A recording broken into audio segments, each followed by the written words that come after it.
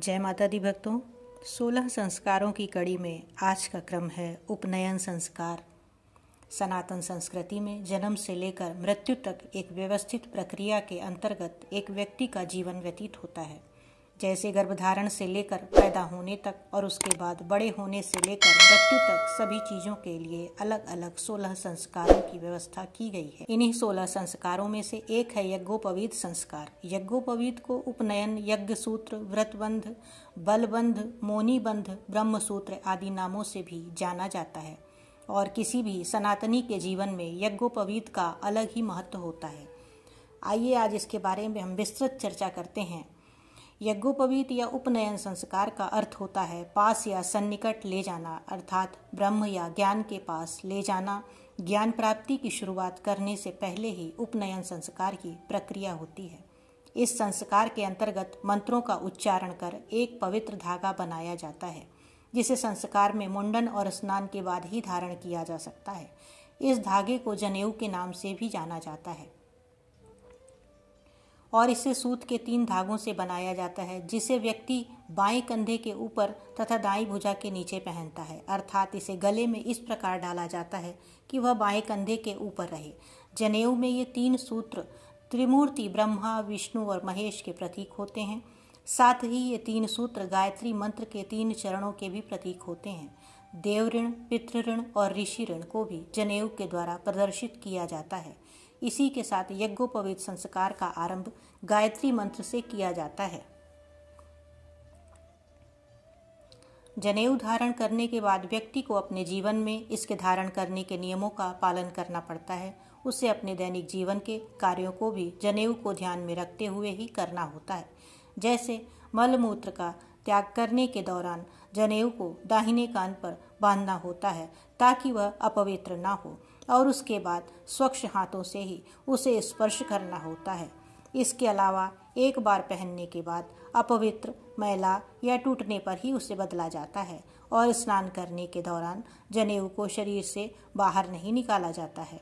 बालक की 8 से 12 वर्ष की आयु होने पर यज्ञोपवीत संस्कार कराया जा सकता है, परंतु वर्तमान समय में लोगों की जीवन शैली में परिवर्तन होने के कारण बचपन में नहीं अपितु विवाह के दौरान यज्ञोपवीत संस्कार कराया जाता है। सनातन धर्म में आज भी बिना जनेऊ संस्कार के विवाह पूर्ण नहीं माना जाता है।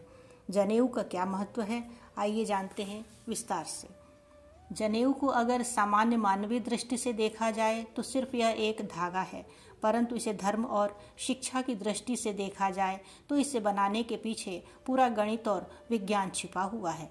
जनेऊ की लंबाई 96 अंगुल होती है और इस लंबाई को रखने के पीछे 64 कलाओं और 32 विद्याओं का सीखना है।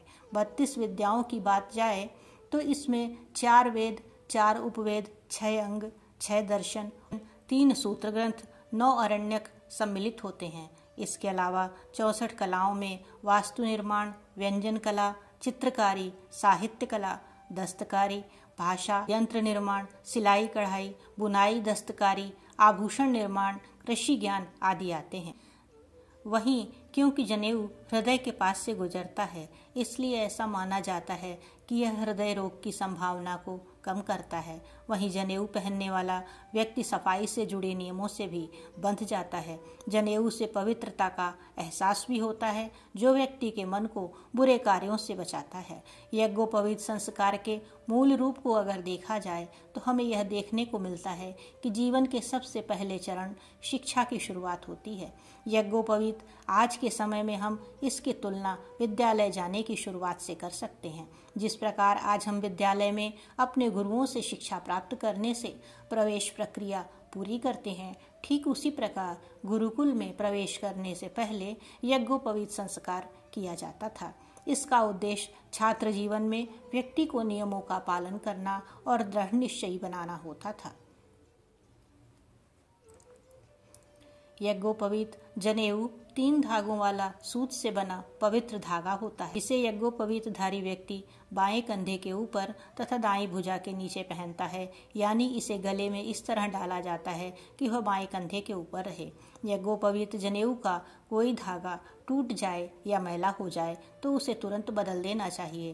परिवार में किसी के जन्म मरण के सूतक के बाद भी इसे बदल देना चाहिए। जनेऊ शरीर से बाहर नहीं निकाला जाता। इसे साफ करने के लिए उसे गले में पहने रहकर ही घुमाकर धो लेना चाहिए। एक बार जनेऊ धारण करने के बाद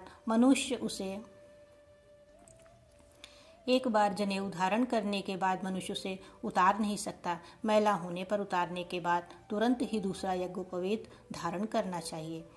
इसी के साथ हम आपसे आज विदा लेते हैं और आगे भी इस तरह की पौराणिक एवं धार्मिक कथाओं को सुनने के लिए चैनल को लाइक एवं सब्सक्राइब अवश्य करें।